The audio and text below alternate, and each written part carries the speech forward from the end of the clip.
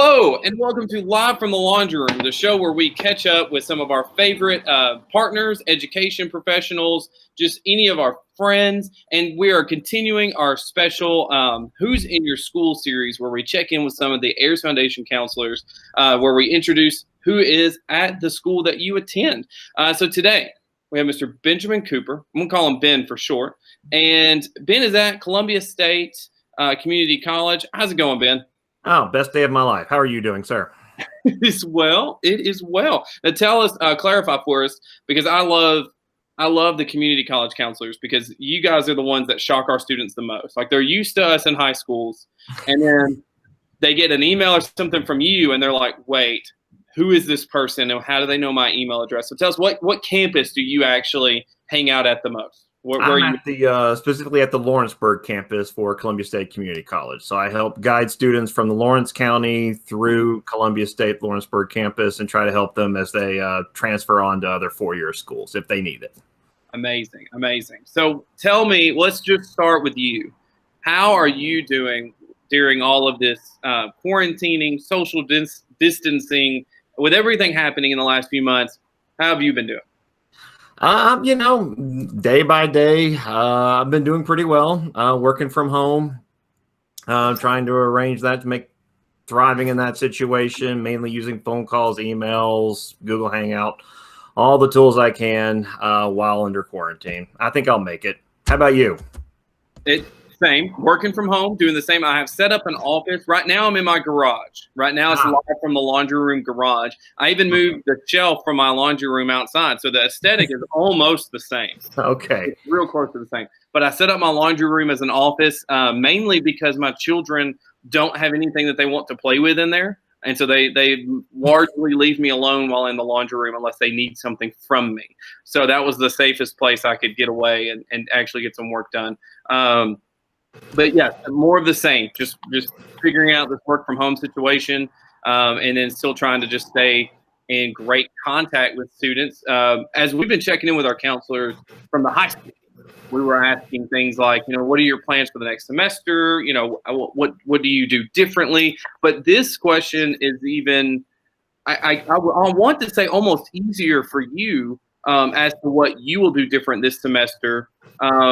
Because a lot of things that we're having to do, like rely more on email and phone call, you guys are already kind of doing in the college setting, right? But I'm hoping by your students being in college, they understand that they have to check their email. I could be dead wrong on that, but what's the semester looking like for you as far as how you'll help students? Well, learning to use email seems to be an acquired skill that students gradually get used to over the fall. So basically what it looks like for me is I'm going to be as available as possible. That's still a little up in the air what that means. So if I can be on campus 2 days a week, I'll be on campus 2 days a week. If I can be on campus 4 days or 5 days, I'll be on campus that many days. We'll still be using phone calls, Google Hangout, email, SMS Magic. I'll be using all the tools I possibly can to be as available as I can. Nothing can quite replace being there physically in the halls, but I'll do as best I can remotely if that's what the fall semester has for us. You mentioned that you help the Lawrence County students transition to that Columbia State campus, but I think, at least for me, it's important that you're there to help any Ayers kids, because I probably send more Columbia State kids than the other schools other than the Lawrence County schools. And anytime we have a problem or a situation with Columbia State that needs to be resolved, we always send them to you. And so it's just really helpful for our students to have somebody there. And Perry County kids are going to be seeing this, so it's good that they'll be familiar with your face, because Mike used to do it and we would say the bald guy. Now we're going to be like, the mustache, beard, red hair, like we'll be able to, get that out there. Red beard. Maybe we can go with that. My hair is blonde. But the beard is dark. I mean, not dark, but darker than your hair. Wants to include everyone in her redheadedness. So she tries to claim as many as she can under that redheaded umbrella. So you'll have to forgive her. She called me a redhead in a video. I mean, she'll just claim anyone she can in that redheaded umbrella. Yeah, so Y'all are, y'all are being mean to the redhead. That doesn't even make sense. Anyway, so my question for you is, you know, my students, Lawrence County students, really anybody that's going to be enrolling in Columbia State this next year, what's something that they need to be doing, you know, within the next coming weeks to finalize their semester plans, make sure everything's done? What are those steps that they need to be taking? Well, if they haven't registered yet, they should get in contact with their Ayers high school counselor and make sure that happens. They can contact me directly, but that has to sort of go through Columbia State right now. If they have registered, they need to check email, check email, check email. And that really doesn't matter what school they go to. No matter what school they go to, they're probably being communicated with by email. Now, for us Ayers counselors, we can generally use their personal email. But a lot of schools will only reply to that Columbia State or that school's email. So students do need to be checking that email. I would say probably once a day, at least once a week, because if there's any financial aid issues or registration issues, online issues, that's how they're going to be communicated with. I think Columbia State's still in the process of arranging kind of like a Corona response packet, so all the resources that will be available to them in the fall, and so that will probably be emailed to them as well, and so that will be a very important email to be checking up on all the things that will be available to them to help them through the fall. So we always ask everyone we talk to for a piece of advice that they would love to pass along, and this can be to your Columbia State students, but this could also be to humanity as a whole, just in this kind of weird time that we've had and are still going through and stuff. So if you had just a moment to pass along a piece of advice, what would you like to pass along? Well, I'm going to pass along two pieces of advice because I'm greedy like that. That's how we roll here in Lawrenceburg. Number one is, if it's an online class, a lot of the classes at Columbia State will sort of be live streamed. And so probably a lot of schools will be doing this, so this probably isn't Columbia State specific. It's treat that class like an in-person class. Show up ready to learn. Now, whatever that means for you, be awake, be prepared, treat that like a regular in-person class attendance. That was the number one piece of advice given to me by professors. That's how usually class attendance and class participation is one of the best links to classroom success. The second one is maybe a word of warning, and that's about a grade that we have at Columbia State. I'm sure other schools do as well, and that's what's called an FA. That is a failure due to attendance. And so if you just sort of stop attending, you don't drop the class. You get what's called an FA, depending on when you stop attending. And basically for financial aid purposes, that counts as a withdrawal. So if you get an FA and that drops you to part-time status, that means you can lose Hope Scholarship. That means you can lose Promise. That can cause all kinds of issues for financial aid. So if there's a problem in a class where you just either can't attend due to internet or you're just lost so you don't want to attend, basically just come talk to me. Send me an email or talk to the professor, and we'll talk to financial aid, and we'll make sure you don't lose your financial aid. So those are my two pieces of advice. Amazing advice.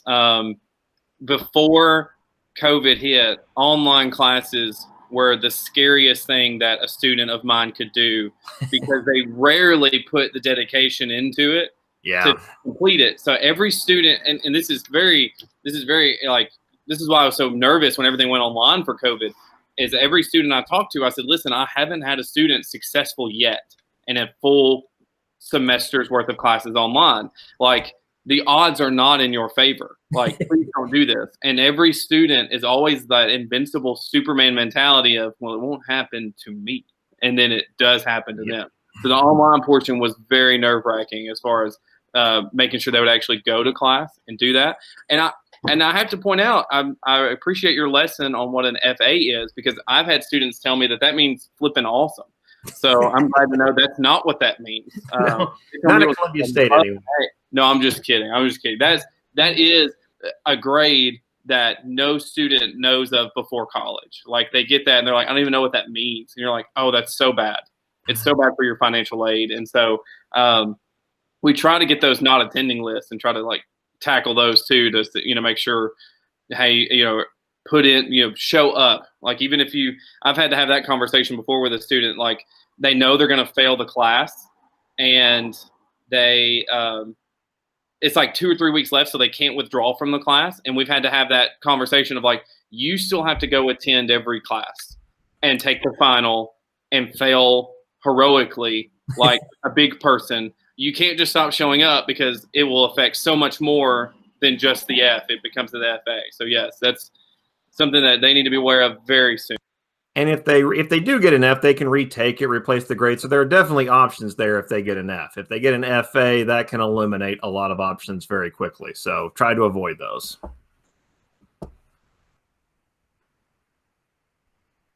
So I guess I get to do the last part, which I'm really excited about because I've only gotten to do this part one time. Oh. And it was because Jesse was the guest at that point. So I think, you know, we've been at home, really not able to do anything. So we've gotten a little creative with what activities we've been dabbling in throughout this whole process. So Jesse and I have both done things like Legos, and I was diamond painting. Jesse hasn't mentioned that in a long time. You know, that was fun. And then just like all kinds of little activities we made, like Jesse's redoing his whole house. So one of my favorite parts of this is finding out what people have been doing on their time off. I'll go first. He likes to call this segment, "What You Doing at Home?" So what I have been doing at home is I've started cooking since I got my new appliances. I have been making my normal healthy food, trying to get back on the wagon. Drank a LaCroix today just in Jesse's honor. So I've been getting use out of my stove. So that's what I've been doing. Jesse, what you been doing at home? So I've brought up home renovation every time we do this, and I'm not going to do it this time. I'm not going to do it. I'm going to talk about anything else. I realize that it gets boring after a while. Home renovations is almost like hearing about home renovations or seeing pictures of home renovations is almost like someone's new baby. If it's not your baby, you don't really want to see pictures of it, and you don't really want to talk about it as much. I get that. I can see it in my friends' eyes as they gloss over and they go, I don't really care what you're doing. I get it. So today I'm going to show what we did last night. We've been trying to play more games, and I think I've shown some games that we've played before. A big hit last night, though, is we bring back this makes a resurgence in the Turner house about every month or so if we haven't played it that long, and it's Uno. And what I love about Uno is everyone can have their own version of Uno, and then it's like more personalized. So my son Nolan has Uno Attack. That's his home Uno, and we have standard Uno. I'm showing off my daughter's currently. This is Frozen Uno. So that's really fun. And then my version of Uno that we don't play with anymore because the cards are getting kind of worn out is I have Harry Potter and the Sorcerer's Stone from like when it first came out. And I have all the cards stored in like a Birdie Bots Ever Flavor Bean little bag from when they first come out. And so we all have our own Uno. We have Uno Tournament of the Night. So we'll have like last night was what? Monday night. So we played games, and Ella was the Monday night Uno champion. And so we used to keep up with that as to who was the Tuesday night champion, the Wednesday night champion. Then we'd have like a week-long, champion of the week and stuff like that. And you could challenge the title, almost kind of like wrestling. I'm coming after your Tuesday night championship title. So that's what's been going on at the Turner house. Ben, what you doing at home? What's been keeping you busy? Couple questions. Do you play where you can stack the draw twos? I do. I didn't know there could have been is there a controversial rule where you can't stack? What? No, wait. Do you mean if I lay down 2 draw twos, or does that mean like if I lay down a draw 2 and then it's your turn, you can lay down the draw 2? How does that work? And then Mary draws 4. I mean, yeah, that's an optional rule. No, I have not heard of that, but that's awesome. I definitely want to put that in the next round. Absolutely. Like if you lay down a draw 2 and I lay down a draw 2, and it goes around. And Mary Lauren runs draw 2, you're drawing 6. I'm drawing 6. That's awesome. That's how it went down last night. Is we passed around 2. I think we got to 3 total. So it would have been 6 if we had that rule. That would have been awesome. Okay. And also, have you made up like some sort of championship belt? Have we what? I'm sorry? Made up like a championship belt for your Uno. I used to have one. Okay. That was a child's WWE belt. There it is. We just put paper on it to be whatever it was. And this actually funny story started when I was a recruiter. When I was a recruiter for a college, we had a championship belt that we used to use, and it was my belt, and that we bring home. So we used to have it. I could not tell you where that is now, though, but it really makes me want to reinstate it because that's always fun to play around. Well, it was either take up painting with Bob Ross or make sourdough bread. Those apparently are the two things that everyone's doing now in quarantine. And I have a bread machine, so I went with Bob Ross. So I've been doing some Bob Ross paintings. That has been a new little hobby of mine for the past. You have to show one. Absolutely. No, I don't. Hey, wait. They're I've done one painting. I will show my painting if you will show one of your paintings. No, we're not going to do it. Oh, come on. I thought I had you. If I keep it up and they get semi-decent and you have me back, I'll be happy to. Teasing it for the part 2. I dig it. But I think they may have gotten worse. So, that's what's throwing me off here. But I'm going to keep plugging away. Mountains are just impossible. So I do not have happy mountains. You can do for hours, though, and not really notice the time passing. Yeah, it's so fun. I'm horrible at painting, but I do like it a little bit because you can do it for a long time and just, painting happy trees and getting friends in nature. So the painting I'm going to show you, if we do this again, it was a trick. I didn't paint a nice painting. What I did was I took a non-scale version of my house. I say non-scale because I obviously don't have any mathematical skills to scale it. And I drew a map of the house. And what I painted was the walls. I painted them the color of the walls that they are in the house currently. And it's a map, and it's in my bathroom. So I redid the bathroom. And I put this map up, and where the bathroom is, it doesn't say bathroom. Everything else is labeled: Jesse's room, Nolan's room, kitchen, dining room. But where that bathroom is, there's a gold star, and at the bottom of the map, it says, "You are here." So it's a color-coded mall map that you can find in my bathroom, just in case you get lost and you're like, I don't know where am I? Yeah, like, is there more to this house? Oh, that's where the other bathroom is, and you can know where other bathrooms are. Yeah, so that's the only painting I've accomplished that doesn't look horrible, and it was just straight lines. So you're just living the dream, aren't you, Jesse? That's how far my quarantine art skills got. Was just that. Well, and I'm also falling in love with the show Love It or List It. I don't know if you're familiar with that show. It's amazing. Is this an HGTV? So I think, it's amazing. And so I'm kind of into home renovation now. So I actually wouldn't mind hearing that, by the way. I might be one of the only people. Yeah, I'm attempting shiplap next. So Chip and Joanna would be very, very impressed. Yeah. The Waco connection. That's right. Well, we'll have to continue that conversation then. We'll do a whole. What I'd love to do a segment of who's in your school where it's just one video of all of us talking about the trashy shows that we picked up during quarantine. That's what I'd love to piece together next. Is like all of us just going, go ahead now, tell us the Netflix or whatever show you're watching, and you tell one, and you're like, but what's the trashy one? Like what's the one you're not telling people you're watching? Because for a while we almost had to establish a don't talk about Tiger King rule while on here because we didn't want it to be that trashy. But we all knew we were all watching it, so like that would be a similar segment. So that only got me to like 2 days of quarantine, though. I know. I couldn't even do it. I made it like halfway through, and I was like, no. I can't believe you made it halfway in and couldn't and stop. I was hooked after 5 minutes. Absolutely. I did watch. Well, I'm rewatching Grey's Anatomy all the way through because I've never done that. I've done it to like season 12 or so. Well, right when someone special passed away in the show, which I'm not going to put any. Well, that happens every other week, Mary Lauren. I don't really. I know, but there's a specific one that I was really upset about. So I'm trying to watch it all the way through and get caught up for the fall so I can start that season. And then I've also, what was the one that just came out on Hulu? Little Fires Everywhere. Yeah. It was good. Oh. It's really good. It's based off a book. Yeah. And so I'd like to read the book now. Well, listen, we could talk about shows all day, but we're gonna stop recording. That way we can talk about our shows. Ben, thank you so much for joining us. And we will have you on for a part 2. Oh, good. Specifically just to see a painting.